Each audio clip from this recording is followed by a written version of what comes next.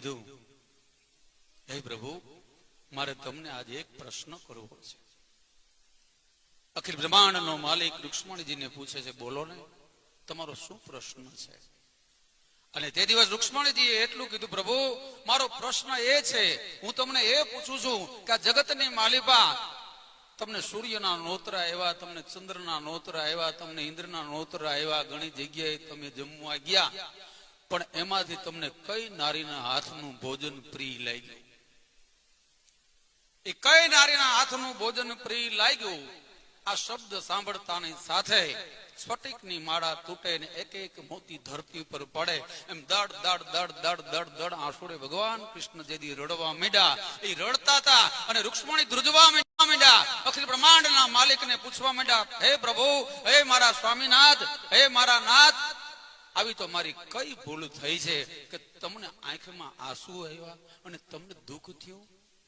અને તે દિવસ ભગવાન કૃષ્ણ એવો જવાબ આપ્યો કે હે દેવી, તે જે મને પ્રશ્ન કર્યો છે અને એ પ્રશ્નનો જે ઉત્તર આપો ને મારું કાળજું કંપે છે, મારા કાળજાની માલી પર ઘા લાગે છે. દેવી, મને સૂર્યના નોતરા આવ્યા, મને ચંદ્રના નોતરા આવ્યા, મને ઇન્દ્રના નોતરા આવ્યા, અખિલ બ્રહ્માંડની માલિપા ઘણી જગ્યાએ જમવા ગયો, પણ જેથી હોરઠ પંથકની માલિપા ગરવા ગિરનારની છાયામાં જુનાગઢ થી જેથી એમ કહેવાય છે કે બિલખાનો માર્ગ પકડ્યો અને બિલખા ગામની માલિપા જે દિવસ હું જમવા ગયો ને, તેથી શેઠ સંગાળસાની પત્ની સંગાવતીએ જે મને ભોજન પીરસ્યું ને, એવું ભોજન આ જગતની કોઈ નારીએ મને નથી પીરસ્યું.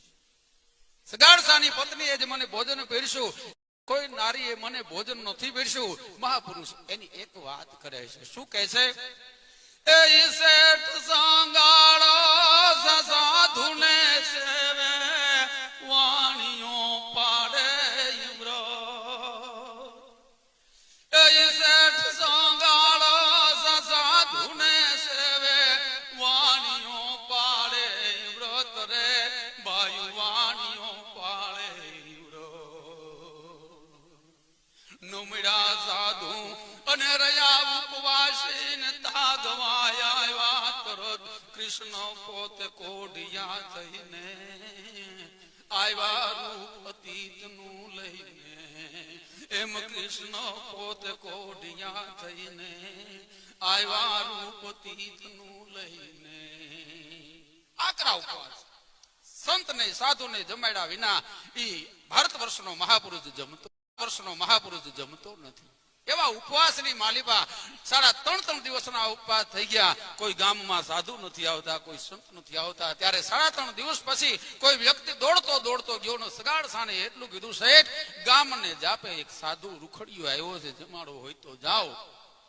પણ જમાડવો હોય તો જાઓ ને સાધુનું નામ સાંભળતાની સાથે એમ કહેવાય છે કે જય કાળિયો ઠાકર સુદામાને મળવા માટે જેટલો અધીરો બેનો ડાબા પગની મોદડી જમણા પગમાં, જમણા પગની મોદડી ડાબા પગમાં કસોટો છૂટી જાય ને ગાંઠું વાળી લે, આવી રીતે દોડતા દોડતા દોનો દંપતી એ ગામને જાપે આવે છે. નદીને કાંઠે રૂખડિયો સાધુ બેઠો છે.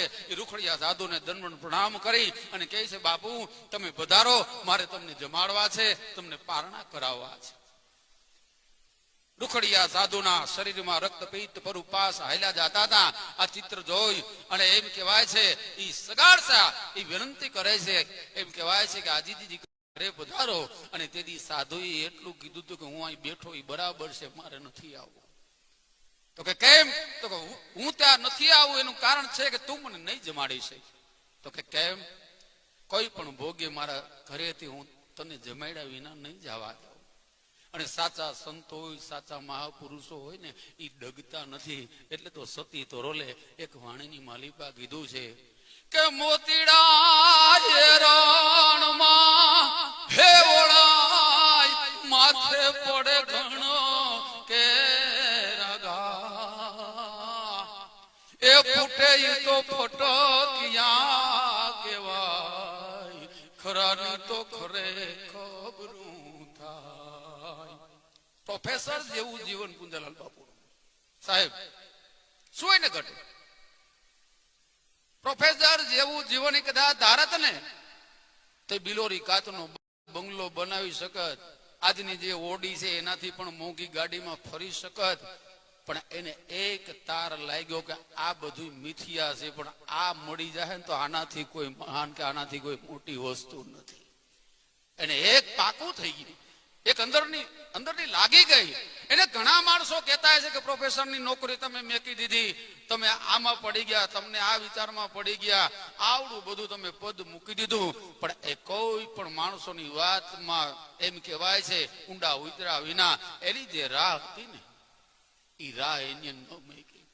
અને હાથી આયલો જાતો હોય ને, કૂતરા તો ઘણા ભજતા હોય પણ હાથીની ચાલ ન બદલે. મોતીડા એરણમાં ઓરાય, માથે પડે ઘણ કેરા ઘા, ફૂટે ઈ તો ફટકિયા કહેવાય, ખરા ની તો ખરે ખબરું થાય. સગાડસા કહે છે હે પ્રભુ મારા ઘરે કોઈ પણ ભોગે હું તમને જમાડ્યા સિવાય નહીં જવા દઉં.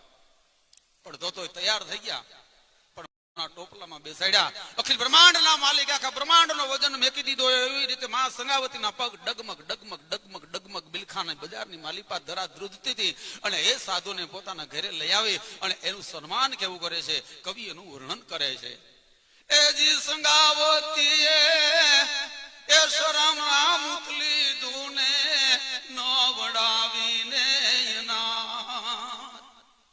એ સંગાવતી એ શરણામૃત લીધું ને ન વડાવીને પલંગ ઉપર એ પધરાવીને નાથ કીધા રે સનાથ ખંતે ભોજન ખીર ના કીધા અને પીરસી દીના નાથ ને દીધા.